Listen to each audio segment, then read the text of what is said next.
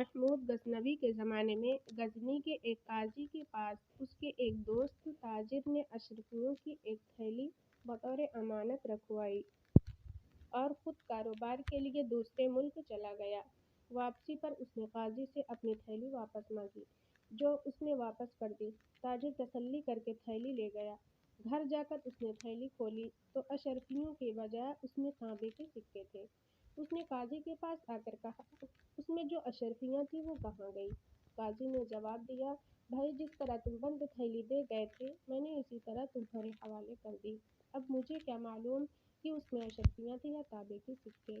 تاجر فریاد لے کر سلطان محمود غزنوی کے پاس گیا اور سارا واقعہ سلطان کو سنا دیا۔ سلطان سمجھ گیا کہ تاجر سچ کہتا ہے، لیکن اس کا کوئی جواب نہ تھا کہ بند تھیلی میں اشرفیوں کے بجائے تانبے کے سکے کیسے چلے گئے۔ سلطان نے کہا کہ تم یہ تھیلی میرے پاس رہنے دو اور انصاف کرنے کا کوئی طریقہ سوچنے کے لیے مجھے کچھ دن کا وقت دو۔ تاجر نے وہ تھیلی سلطان کے حوالے کی اور خود چلا گیا۔ سلطان نے کچھ دیر اور پھر اپنے خنجر سے اس قالین کو ایک طرف سے کاٹ دیا جو تخت پر بچھا ہوا تھا، اور اس کے فوراً بعد حکم دیا کہ ہم شکار کو جائیں گے۔ چنانچہ سلطان روانہ ہو گیا۔ بادشاہ کی روانگی کے بعد جب وزیر وغیرہ واپس لوٹے تو وہ یہ دیکھ کر حیران رہ گئے کہ تخت شاہی کا قالین ایک طرف سے کٹا ہوا ہے۔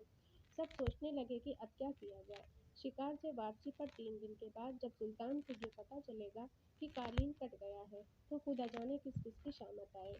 وہ یہ بات سوچ ہی رہے تھے کہ ان میں سے ایک بول اٹھا، ارے یار کوئی فکر کرتے ہو، احمد فوگر کو بلا لو، وہ اس کو ایسا بنا دے گا کہ بادشاہ کے فرشتوں کو بھی خبر نہ ہوگی کبھی قالین کٹا تھا۔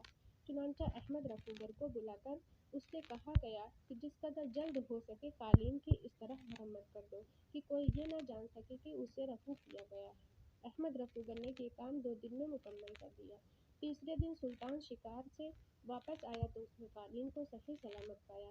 بادشاہ خود یہ نہ جان سکا کہ اسے کہاں سے رفو کیا گیا ہے۔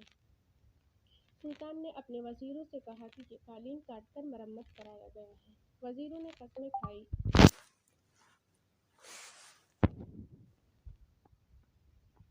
الجھا ایسا نہیں ہوا۔ اس پر سلطان نے کہا کہ میں نے خود اس قالین کو کاٹا تھا، بتایا جائے کہ کس نے اسے رفو کیا۔ بادشاہ کو بتایا گیا کہ یہ کام احمد رفوگر نے کیا ہے۔ سلطان نے احمد کو بلایا اور وہ تھیلی دکھا کر کہا، دیکھو کہیں یہ تھیلی تمہارے پاس رفو کے لیے نہیں آئی تھی۔ پہلے تو احمد نے انکار کیا، مگر جب سلطان نے سختی سے پوچھا تو اس نے کہا، جی ہاں، یہ تھیلی قاضی صاحب میرے پاس لائے تھے جس میں نے رفو کر دیا۔ بادشاہ نے اس وقت قاضی کو بلایا اور کہا کہ تاجر کی اشرفیاں واپس کر دو ورنہ تمہیں سخت سزا دی جائے گی۔ آخر قاضی نے وہ اشرفیاں لا کر بادشاہ کے سامنے پیش کر دی، جو بادشاہ نے تاجر کے حوالے کر دی۔